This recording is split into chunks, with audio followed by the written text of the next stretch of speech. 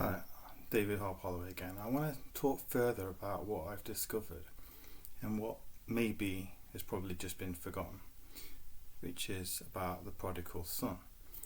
Now, first of all, you'll find the prodigal son in Jesus' parables, Luke 15. Now, what it basically says is the father has two sons. Now, what I really do believe is the youngest son is Hermes, also known as Pan, and Loki. Now, the reason why I believe this is because, number one, Hermes was a son of God.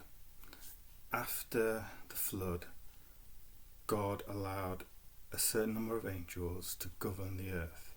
And these are the angels that we know in the Greek pantheon, such as Zeus. And these angels specifically sinned by fornicating with women and having children with them, the demigods, the sons of the heroes of old. Now, what I've discovered is this mythology is everywhere, absolutely everywhere. You know, you'll have movies that talk about Pan going back to the very beginning of Hollywood and everything. So what it is that Pan was a god of shepherds, and he was in the Greek pantheon a satyr, a goat man, and he is famously depicted in A Midsummer Night's Dream as Robin Goodfellow, or Puck. And in his Roman equivalent, which is, I believe, his Roman equivalent, if you look very carefully, you'll see that all the gods are the same, you know, the Roman, the Greek, and the Indian gods, Canaanite, Babylonian. And Hermes was a thief in the night. He was called a thief in the night. How remarkable that Jesus refers to his second coming as being like a thief in the night. Something that Paul and other apostles would have known very, very well. In Acts, Paul is mistakenly named as Hermes. They knew who these gods were. And I have proof that the Bible does mention Hermes in another form as Pan in the 1611 original Bible, King James Bible, very expensive Bible. At the back you have an essay, and it mentions that Pan is in here, and it says, in the apocryphal Book of Wisdom, which is Solomon's Book of Wisdom, 1 Peter Pan, like a bit of a pun there on Peter Pan because it's the same God Pan, was thought to foreshadow Jesus as the Good Shepherd, and his name, which means all or all things in Greek, to hint at Christ as all. So, and that's in Psalm 1, and apparently it's with the initial L that there's a foreshadow. So in these old Bibles, the initials of the start of each verse would mean something. Same with all the Psalms, sometimes the first letter means something. So what can be said about the modern mythology, for instance, on Disney Plus? What's going on? You have for a long time Doctor Who, which has been going since the 60s in the BBC in the UK. Everybody knows he has a blue box, a blue policeman's box. And the 13th Doctor is a woman. But in the mythology about Loki, he could change his gender. And he was adopted in the Nordic mythology. He was a brother of Thor, who is Zeus, and the Bible refers to him as Satan, one of the Satans, because his father was a Satan too, Kronos. So what? Not Lucifer. So it's very, very clear that all these gods, these fallen angels, mean a great deal to the Bible. They are littered throughout the Bible. Baal is mentioned many, many times. He is Thor, Zeus. Moloch is mentioned many times. Child sacrificing God, that is Kronos' father. And these science fiction writers, beginning a long, long time ago, like with Arthur C. Clarke in 2001 Space Odyssey, and Jules Verne, and even science fiction writers like Ian Fleming, they were all privy to the intelligence communities and the mysteries of the world, and they were part of this group like Aldous Huxley and his cousin. They are all part of this system. And what's incredible is that it's been there right along, all the way along. The Christians believe, wrongly, that there is just one Son of God. Yes, there is one begotten Son of God, Jesus Christ, who's sitting up here, who is the only begotten Son of God. But the Jews don't believe he was their Messiah. And they don't believe he was their Messiah because he didn't fulfill a million things. He didn't bring peace on earth. There was war. He didn't rebuild the temple. It got destroyed. He didn't bring peace to the Jews. They were decimated. He didn't bring back all the commandments and everything. What happened is the Jews were looking for their Messiah, their second coming of David, you see. And so even the devil got it wrong. They were looking for this military man who would come, who was just a man. He wasn't supernatural. He was a very humble man. And what happened is that Jesus died.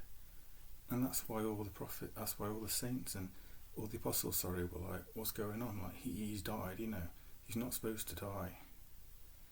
And then he rose again the third day, and then obviously there was the earthquake. And we know now that he is the Son of God.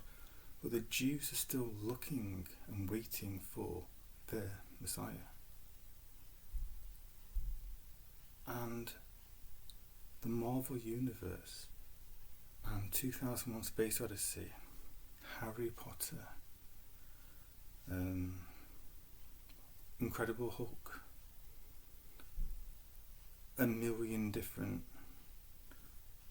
shows all say that their Messiah is Matrix, the Matrix Resurrections, all the Matrix films. They have Neo. Neo is just an anagram for one. They have all these, the Hindu iconography and the Buddhist and the Christian and even the Muslim iconography and symbolism. Why?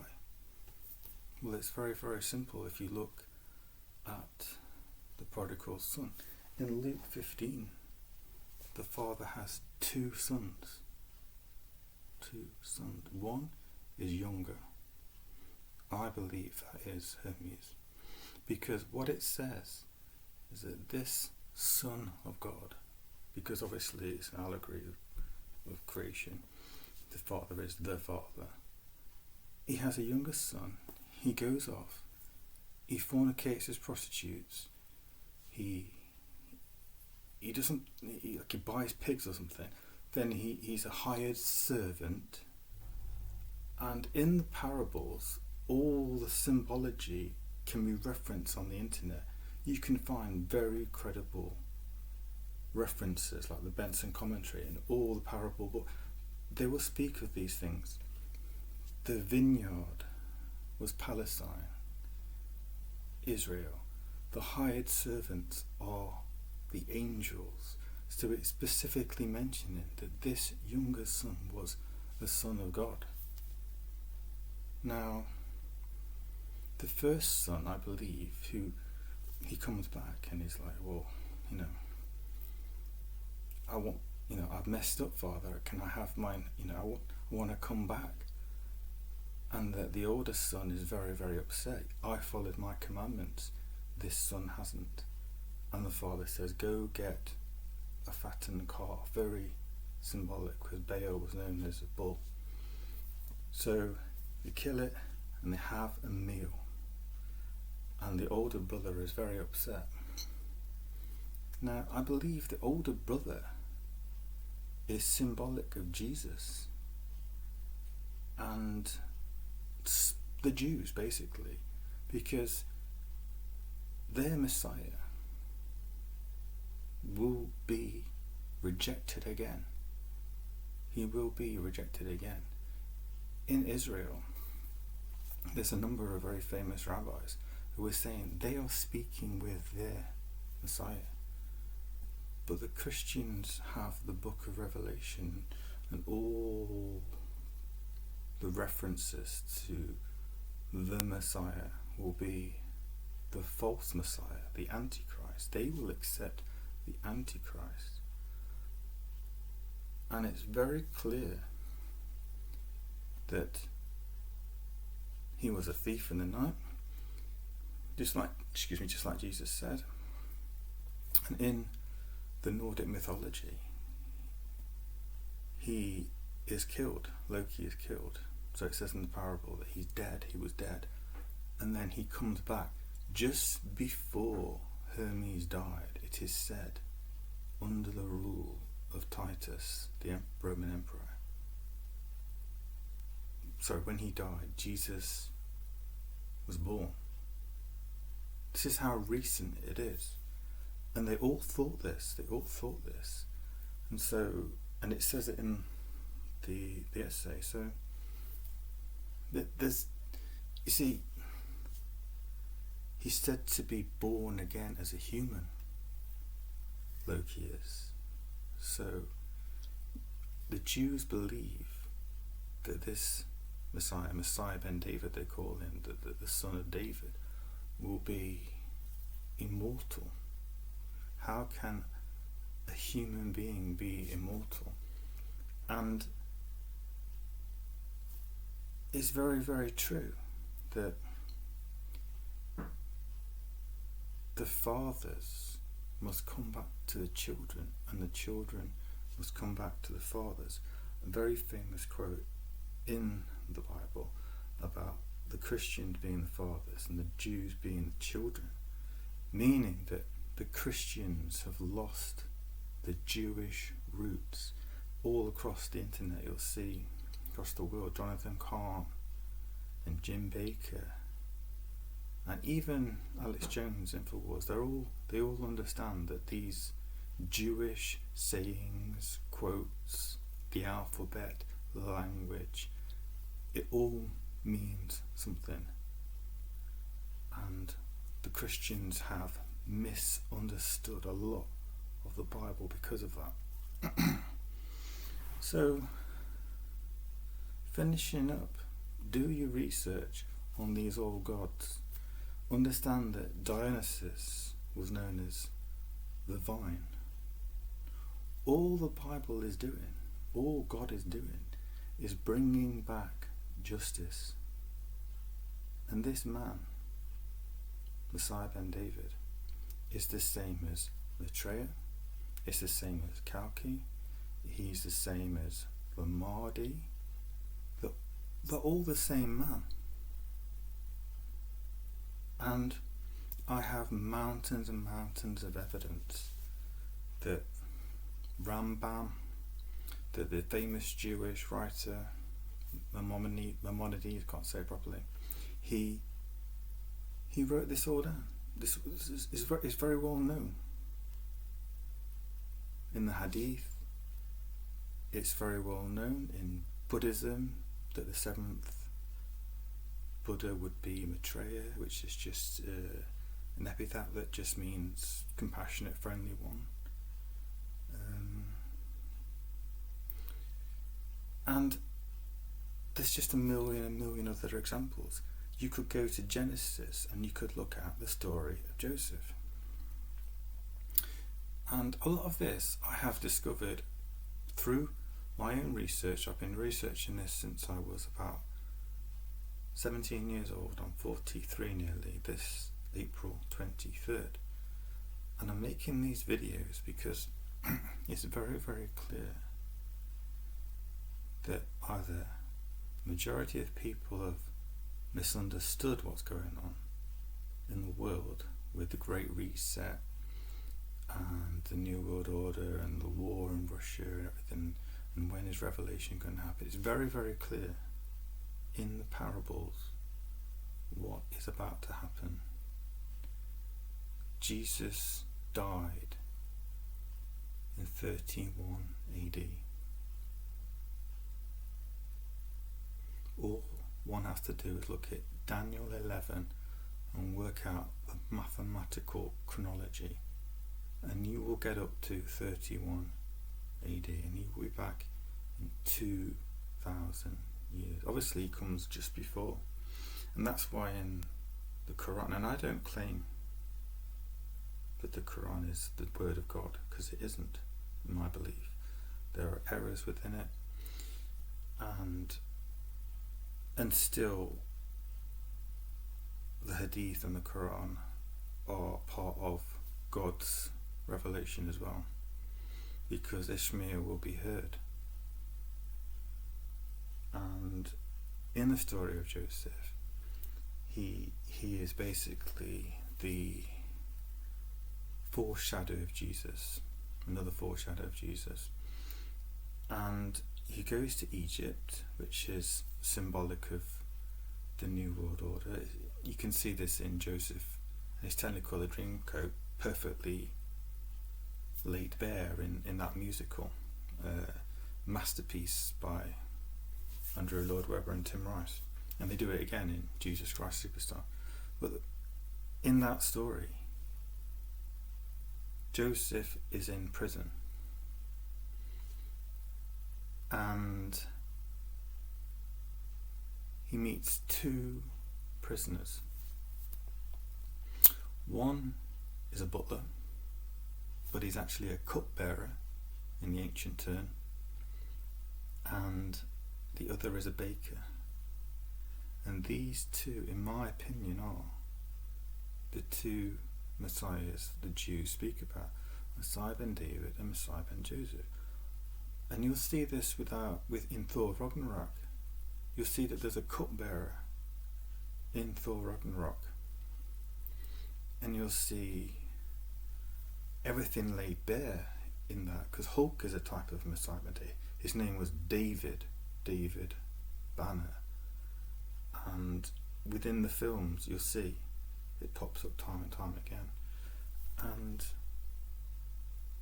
the cupbearer has a dream, and his dream is very, very symbolic of Ben David, and he lives, but then it is said he forgets who Jesus is. Why would he forget who Jesus is? Why would he forget who Joseph is, the foreshadow of Jesus? Why? Because he's Loki. Why? He was also Mercury, and he was what's called, I'm going to do it, he's a psychopomp, right, in converted commas, which means he was a messenger of God. He could go into hell and he could give messages, and it's just unbelievable. It's right there. In fact, if you read the Talmud,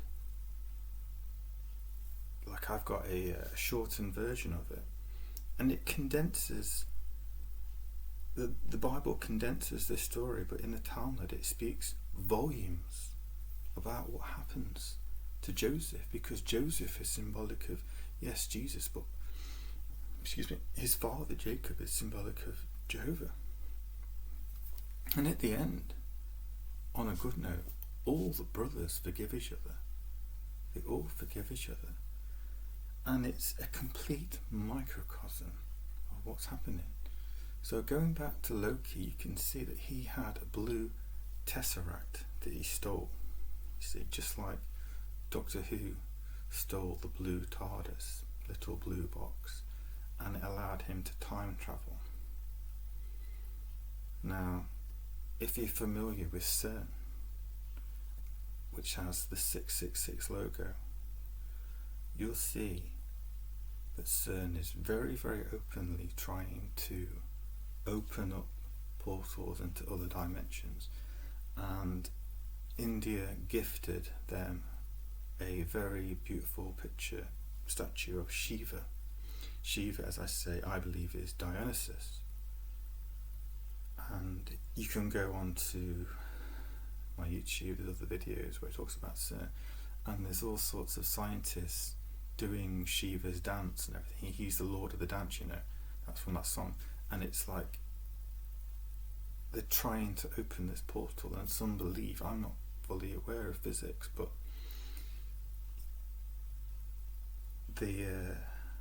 Stephen Hawking said that it might be possible, and so was other physicists said time travel is possible. Einstein is said to have done it. He's said to have done it. There was an experiment with a ship, and they said that they sent it in time, came back, everyone was merged with the metal and everything, but obviously that's a myth. We don't know that for sure, but we know in Egypt there is this Seti temple where a lot of this time travel mythology comes from, and there's no doubt that the science fiction shows have picked up on this. And even with Back to the Future, you've got Alex Jones saying that Ian Fleming knew what was happening in the intelligence community. What he wrote about is real. It's real life. James Bond and what's happening, not the specific stories, but the villains, they look like real Klaus Schwab villains. They are these real people. And science fiction is, a lot of the time, faux science fiction. It is a metaphor of what is happening, as predicted in the Bible, in the Quran. And just to show that this man who comes back now, he comes back now, that if I'm correct, in 2031 is when the new day starts, which is the Millennial Kingdom. You'll see in Revelation, Jesus specifically says that he will rule with a king, a human king. There are two rulers of this Millennial Kingdom. In 2001 Space Odyssey, it is a complete metaphor of what's happened in the Matrix. And because going back to 666, what does it all mean? It says in the Bible, thou hast understanding, know that 666 is the number of the beast, who is the Antichrist, and he has a number. Why does he have a number?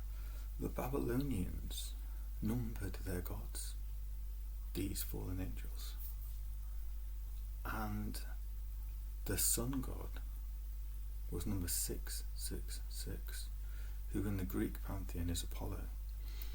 And in Revelation, he rides a white horse, he has a bow, an arrow, because Apollo was known as an archer. and he was known as a fearsome god. The other gods feared him. He was very, very beautiful. He's the archetype of the Antichrist. He will be his spirit. It will be his spirit, the Antichrist. The Antichrist spirit. And he's here now. He's here now. The Jews are saying they're speaking to him. They say it's his Messiah, it's their Messiah. But it's not. And we're in 2022. And if you want to talk about physics, I've talked about it, you can talk about numerology. Because these people who write Hollywood scripts, they're advised by the CIA, a lot of them, they're asked to write in these movies, they've been doing it since Hollywood began. You can look into Hollywood just means the holy wood, right? It's all been about the occult and witchcraft from the very beginning. But they admit it. They admit that they do this, and it's called predictive programming. So if they put it in a movie, and you speak to someone who's a layperson about what's happening, like for instance many of you watching now, you won't Google it. You won't even bother, because it's a story. It's a fairy story. It's Peter Pan. If you look at Peter Pan, one of the new versions of Peter Pan, you'll see he plays the pipes. Like Pan. Pan was said to have invented the Pan pipes. From Pan we get pandemic. You know? We get panic from Pan. And it's all about this. It's all the Wizard of Oz. Oz is another name for Pan. It's what the occult pray to. They pray to this God. And the Bible is about putting right what went wrong. So Dionysus was the vine. I think he even turned water into wine. Jesus is the true vine. Mount Sinai, which is where God gave the Ten Commandments to Moses, that was known. I referenced Derek Gilbert from Skywatch TV and his books, and Sharon Gilbert. I've got many of them, and Dr. Thomas Horn, and you will find that this used to be a mountain where they worship Baal. So there's just everything, literally every single injustice has been inverted. Everything. And when I mean everything, I mean everything. Like Christmas, like the cross, like death, like democracy. Everything is turned on its head by Satan, and then through time God realigns it. So all the old gods, all their misdeeds, they have been turned around, and now you're going to see the final book revealed. Why this has to happen now.